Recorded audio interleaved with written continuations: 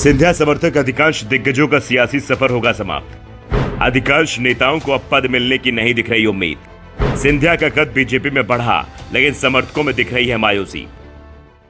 नमस्कार, आपके साथ मैं हूं आदित्य कुमार।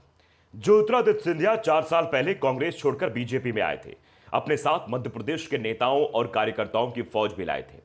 इसके बाद सिंधिया का कद तो बीजेपी में बढ़ता चला गया, लेकिन सिंधिया के साथ जो लोग बीजेपी आए थे वो अच्छे दिन का इंतजार ही करते दिख रहे हैं।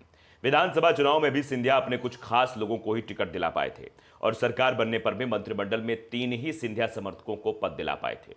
जो कुछ लोग निगम और मंडल में कुर्सी पर जमे हुए थे, उन्हें मोहन यादव ने एक झटके में चलता कर दिया।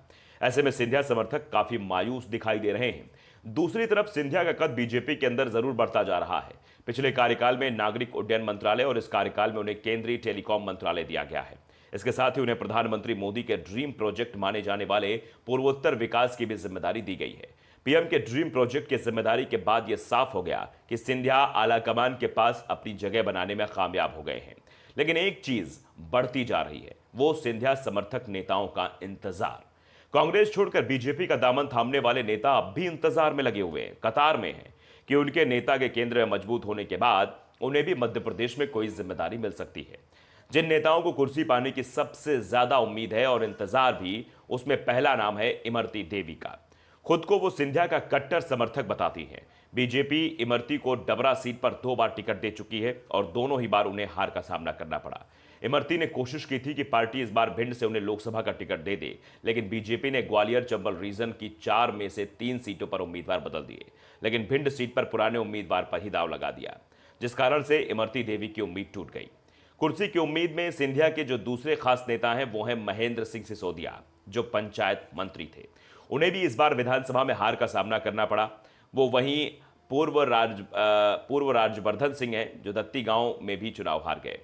देखा जाए तो ऐसा भी नहीं है कि सिंधिया के किसी समर्थक को मंत्री पद नहीं मिला है। तुलसीराम सिलावट, प्रद्युम्न सिंह तोमर, गोविंद राजपूत को मंत्री पद मिला है। उन्होंने अपने अपने क्षेत्रों में लोकसभा चुनाव में पार्टी को शानदार जीत दिलाई है।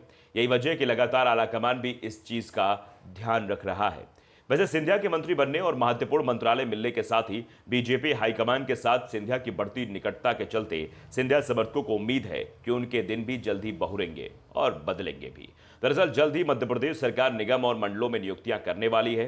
करीब आधा सैकड़ा से भी यानी 50 से भी ज्यादा नियुक्तियां की जाएंगी और सिंधिया को उम्मीद है कि इन नियुक्तियों में करीब 1 दर्जन उनके समर्थकों को पद मिल सकता है और इसी के चलते सिंधिया समर्थक नेता इस बार काफी शांत दिखाई दे रहे हैं। अब ये नियुक्ति कब होती है, इसमें भी सबसे बड़ा सवाल इसी बात का बना हुआ है। वैसे सिंधिया समर्थक नेताओं के राजनीतिक भविष्य पर कांग्रेस समय समय पर जरूर तंज कसती रही है। कांग्रेस अक्सर निशाना साधती है, वो ये कहती है कि जरा देखिए क्या हाल हुआ जो ज्योतिरादित्य सिंधिया के साथ कांग्रेस छोड़कर बीजेपी में गए। अधिकांश नेता बेरोजगार दिखाई दे रहे हैं, ना तो सत्ता में जगह मिली और ना ही संगठन में। जबकि कांग्रेस में रहते समय सिंधिया समर्थकों का संगठन में हमेशा दबदबा रहता था और सत्ता मिलने पर भी उनका दबदबा बरकरार रहता था। लेकिन यहां तो हालात कुछ और हैं। अब ऐसे में क्या सिंधिया समर्थक नाराज हो जाएंगे, यह भी बड़ा सवाल बना हुआ है। अगर आपने नवदर्पण न्यूज को सब्सक्राइब नहीं किया, जरूर करिए, बेल आइकन दबाइए ताकि सच खबर आप तक पहुंचती रहे। नमस्कार।